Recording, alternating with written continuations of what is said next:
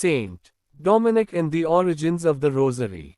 While some dispute the historical account of the presentation of the Rosary by Our Lady to Saint Dominic, many theologians and popes have upheld this understanding.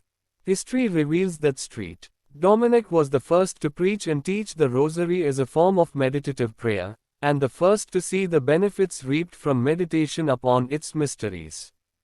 In the 11th through 13th centuries, a heretical doctrine developed in Europe. This teaching, called Albigensianism, taught that only the spiritual is good, and that everything material is bad. Therefore, the body in and of itself is evil, and every person's soul is imprisoned in that evil body. The only way in which a person could experience salvation was to be freed from the imprisonment of their flesh. Dominic Guzman, a Spanish priest, traveled into France preaching against the Albigensian heresy, but his efforts gained few conversions and even fewer followers.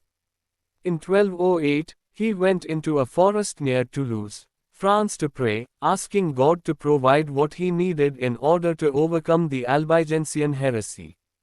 Ancient accounts tell us that, after 3 days of prayer and fasting, 3 angels appeared in the sky along with a ball of fire. When they disappeared, the Virgin Mary spoke, telling the priest that he must preach her Psalter in order to succeed in his struggle to overcome the Albigensians. The Marian Psalter was a prayer developed by the Cistercians, which involved praying 150 Hail Marys divided into groups of 10 by Our Fathers. Prayer beads were used to keep track of the Hail Marys. It was not a meditative prayer, though, nor one that would have been preached. Mary revealed to Saint Dominic which mysteries should be preached to correspond to the Psalter prayers, stories of Christ's life which directly contradicted the heresy of the Albigensians by focusing on the incarnation, death, and triumphant resurrection of Jesus Christ. As Fra. Reginald Garrigou Lagrange, great Dominican theologian of the 20th century said, what the word of the preacher was unable to do, the sweet prayer of the Hail Mary did for hearts.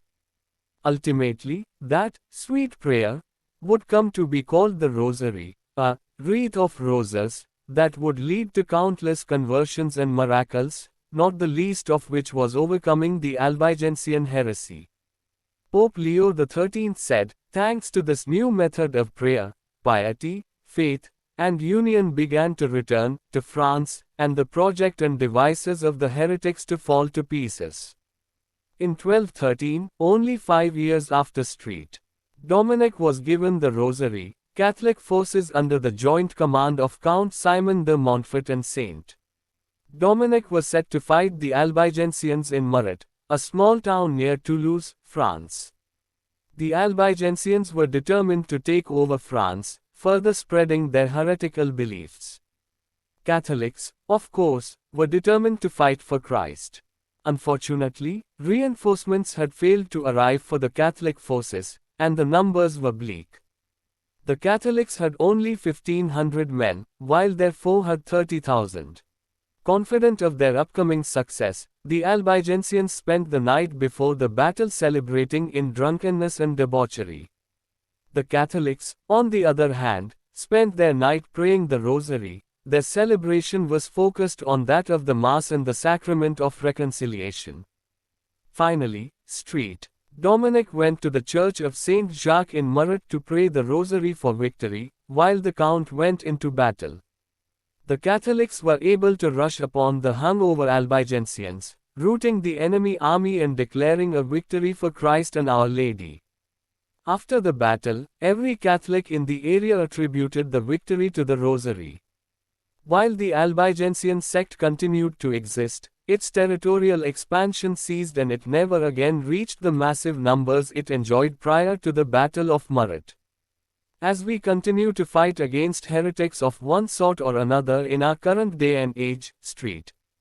Dominic remains a hero to be remembered. Even more so, the Rosary, a gift given by Our Lady all those years ago, remains a vital tool to winning the battle of good versus evil, and truth versus falsehood.